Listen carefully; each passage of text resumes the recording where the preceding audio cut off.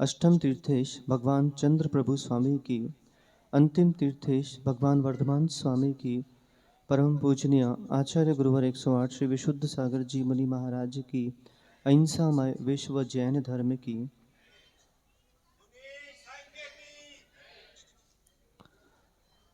इस पृथ्वी पर अनेक जीव जन्म लेते हैं। कुछ ऐसे जीव होते हैं जो अपना जीवन आदर्श रूप में छोड़कर जाते हैं और मरण के पश्चात सभी उनके जीवन को एक आदर्श जीवन ग्रहण करके अपना जीवन तद्रूप बनाते हुए अपना जीवन यापन करते हैं। आज ये क्रम बहुत मस्तिष्क में रख के चलना होगा कि सर्वप्रथम मुनि बनना चाहिए है, मुनि बनना श्रेष्ठ है। सर्वप्रथम आर्य का बनना चाहिए है, आर्य का बनना श्रेष्ठ है। अगर मुनि नहीं बन पा रहे हैं, आर्य का नहीं बन पा रहे हैं, तो श्रेष्ठ मोद का पान करना चाहिए है। मोद समझते हैं आप? मोद अर्थात जिसे आपकी भाषा में लड्डू कहा जाता है। सबसे श्रेष्ठ मोद कौन सा होता है? हाँ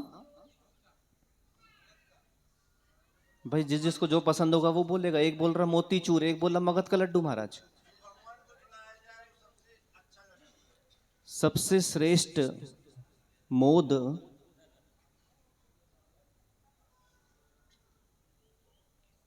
सबसे श्रेष्ठ मोद किसी महाराज जी माता जी का सिर हो और हो मेरी गोद, सबसे श्रेष्ठ मोद। हे श्रावकों, जीवन भर हमने पुण्यार्जन किया है कि नहीं किया है, ये तब पता चलेगा जब अंत समय किसी महाराज जी या माता जी का चल रहा होगा और हम उस समय उनकी वैयावृत्ति करने के लिए वहां पहुंचे होंगे और किसी महाराज जी का सर दबाते दबाते वहीं हमारी गोद में उनके प्राण निकल जाएं, समझ लेना कि पूरा जीवन भर का पुण्य आड़े आ गया। तभी कहीं पर भी कोई भी महाराज जी या कोई भी माता जी का जैसे ही मोबाइलों पे समाचार आते हैं कि इनका संलेखना काल चल रहा है, अपने कार्यों से निवृत्त होकर 4 या 5 दिन के लिए वहाँ पर जाकर उनकी वैयावृत्ति करना चाहिए है। ये हमारा दायित्व है। ये नहीं कर पा रहे हैं तो पंच कल्याणक में भगवान के माता पिता बनना चाहिए है। माता पिता नहीं बन पा रहे हैं तो सौधर्म इंद्र, सौधर्म इंद्राणी बनना चाहिए है। वो भी अगर नहीं बन पा रहे हैं तो कम से कम जोड़े से जितने अतिशय क्षेत्र हैं और जितनी सिद्ध भूमियां हैं, पूरे जीवन काल में एक बार तो दर्शन करके आना ही चाहिए है कोई गौर झामर में ऐसा जिसने आज तक सारे सिद्ध क्षेत्र और अतिशय क्षेत्र के दर्शन किए हों? अरे है, मतलब ऐसे भी धर्मात्मा लोग हैं। फिर अगर ये नहीं बन रहा है तो जहां जहां पर महाराज जी हैं, जहां जहां पर माता जी हैं, वहां पर उनको याचना नहीं करना पड़े, इस विषय को मस्तिष्क में रखना चाहिए है। क्योंकि दिगंबर मुनिराजों की अयाचक वृत्ति होती है, वे किसी से याचना करते नहीं हैं। आज सम्मेद शिखर जी जैसे क्षेत्र हैं या अन्य जैसे क्षेत्र हैं, कभी किसी महाराज जी को हम वहां पे याचना करने पाते हैं तो हमें कैसा लगता है? याचना इसलिए करना पड़ी, प्रत्येक श्रावक का कर्तव्य है जब भी वो किसी भी क्षेत्र पर जा रहा है वहां पर वो महाराज जी और माता जी को ढूंढकर उनकी आगे की व्यवस्था कर कर आए। ये श्रावकों का दायित्व है। ये हमारे कर्तव्यों को हमको मस्तिष्क में रखकर अवश्य चलना चाहिए है। और सबसे श्रेष्ठ माता पिता वही हैं जो अपने पुत्र और अपने पुत्री को सर्वप्रथम मुनि और आर्यिका बनने की सलाह दें। आज यहाँ पर विधान चल रहा है तो इस विधान के समापन बेला में एक कार्य अवश्य करना, घर पहुंचकर आज अपने पुत्र को एक बार बोलना कि बेटा मैं तुझे दिगंबर मुनिराज बनना देखना चाहता हूं। एक बार अपनी पुत्री को बोलना मैं तुझे आरिका मां बनते देखना चाहती हूं। आज तक बोला? बोला? नहीं बोला। मुकेश भाई बोला?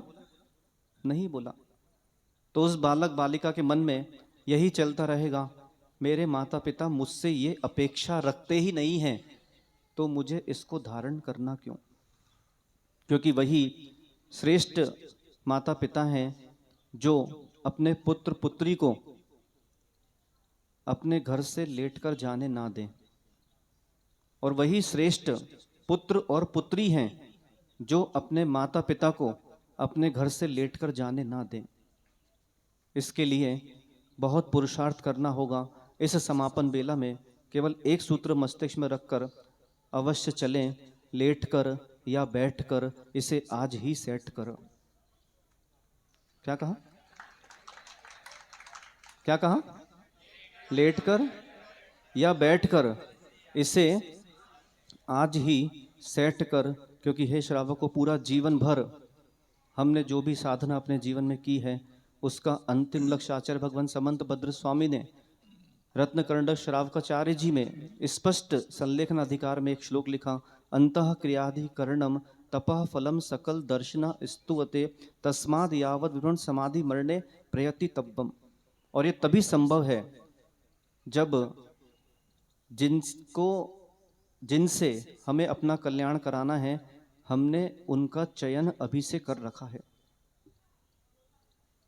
कर लो सम्यक चयन, कहीं बंद ना हो जाए नयन।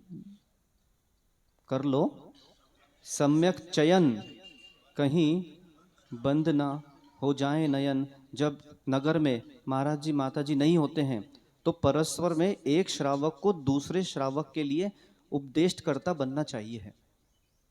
तो आज से जब भी कोई भी मिले जिनालय में बाहर तो उसको भैया जय जिनेन्द्र लेटकर जेओ कि बैठकर जेओ। हे माताओं, जब इन पुरुषों को भोजन परसो और जैसे ही ये ग्रास उठाएं, एक मिनट रुको, पहले ये बताओ कि लेटकर जाओगे कि बैठकर जाओगे। नहीं, हंसने का विषय नहीं है, गंभीर विषय। प्रतिदिन अगर ये संबोधन देता रहा तो उस जीव को उसके लक्ष्य का भान होगा, अन्यथा ग्रस्त अवस्था में इतना लीन है, ग्रस्त कार्य में इतना लीन है कि जो उसका वास्तविकता में लक्ष्य होना चाहिए है वो लक्ष्य से च्युत हो जाएगा। तो सूत्र स्मरण रखेंगे, लेटकर या बैठकर इसे आज ही सेट कर भगवान से प्रार्थना करते चलो, हे भगवान, भगवान से भगवान को मिला दो ना और हमें भी भगवान बना दो ना। वही हो संस्कार जहाँ नहीं हो बार